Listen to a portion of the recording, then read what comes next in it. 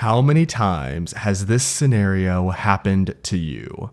A great entry-level position comes up in your job search. The company is respectable and well-known, the requirements closely fit your skill set, and the pay is pretty good. But you get to the end of the posting. Experience required, 3 to 5 years. What gives? Why do entry-level positions now require multiple years of experience? There are 4 reasons why entry-level roles are broken and now require 3 to 5 years of experience. But it's not impossible to get one of these not-so-entry-level roles, and I'll show you the best strategy to actually land one. Today's entry-level job market is broken. Companies expect you to have work experience to get work. It's a classic chicken and egg problem playing out for this generation. On the surface, it feels like this shouldn't be a problem still. The economics should self-correct. All companies have roles to fill, and eventually some companies will be so desperate to fill these open roles that they lower the strict requirements and entry-level roles become entry-level again, equilibrium achieved. But this isn't happening. The job market seems to be trending worse, not better. What's going on here? Too many applicants. This reason is a two-parter. Part 1 is too many people having the qualifications to apply for roles, and Part 2 is the ease of applying for roles.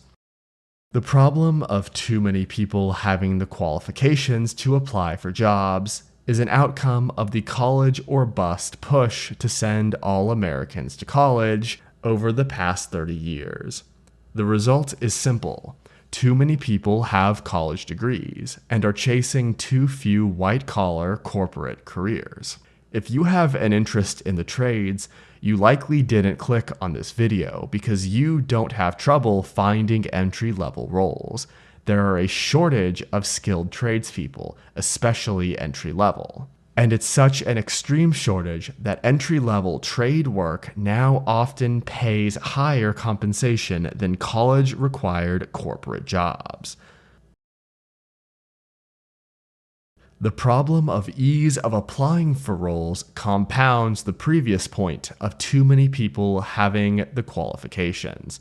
Between online job boards, LinkedIn, and the rise of remote work, it's simply too easy to apply for a job. Applicants all over the country can write a resume once and apply for hundreds of jobs in a week, and this results in hiring managers getting often thousands of applications for a single role. There's no way for all those resumes to be screened through fairly, so companies have to rely on computers to scan through them instead.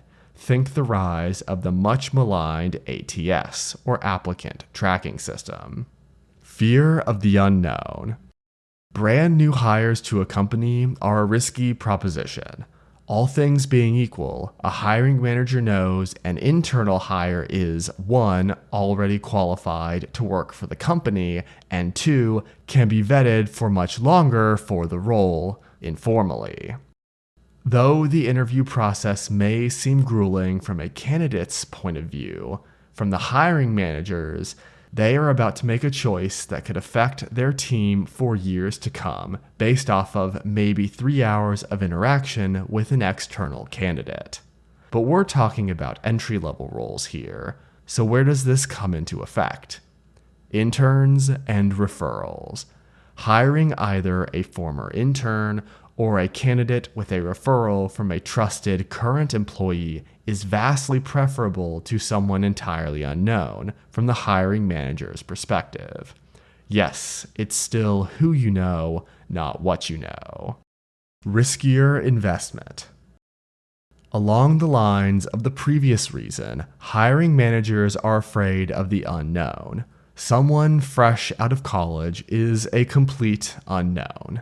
Not only is the hiring manager betting that candidate has the specific skills to succeed in the role, i.e. salesmanship for a sales role, but also the soft skills and emotional intelligence required to work in a corporate environment, such as writing emails and punctuality. It's bad for everyone on a team when a candidate doesn't work out. So a common tactic to avoid this is to only post senior roles. A candidate with 3 years of working experience and a list of professional references is a much safer bet than someone with no professional work experience. And in addition, they don't have to teach them how to write an email. Even though every person has to get a start somewhere, companies acting in their own self-interest have realized senior candidates are better candidates, and that's why there are seemingly so many more senior roles than entry-level roles. Senior is the new entry-level for a company.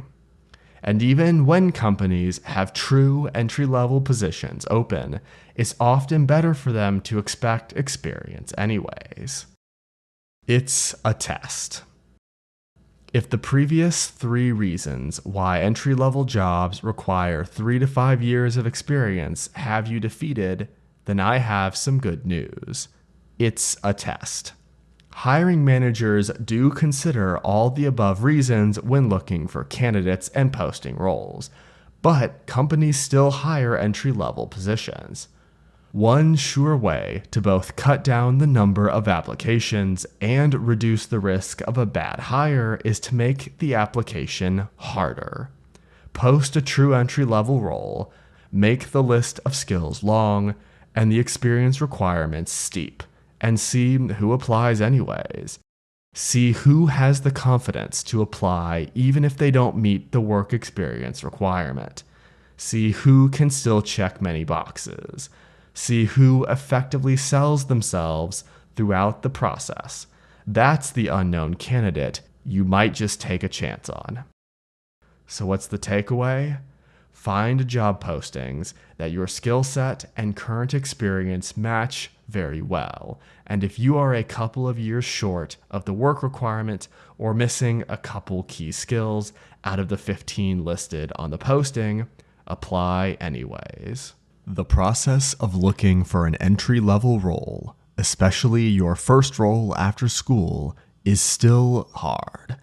But now that you understand the mechanics of hiring new employees from the perspective of a hiring manager, you can better stand out as a candidate. Your approach must be both quantity and quality, with a lot of confidence on top. Thanks for watching.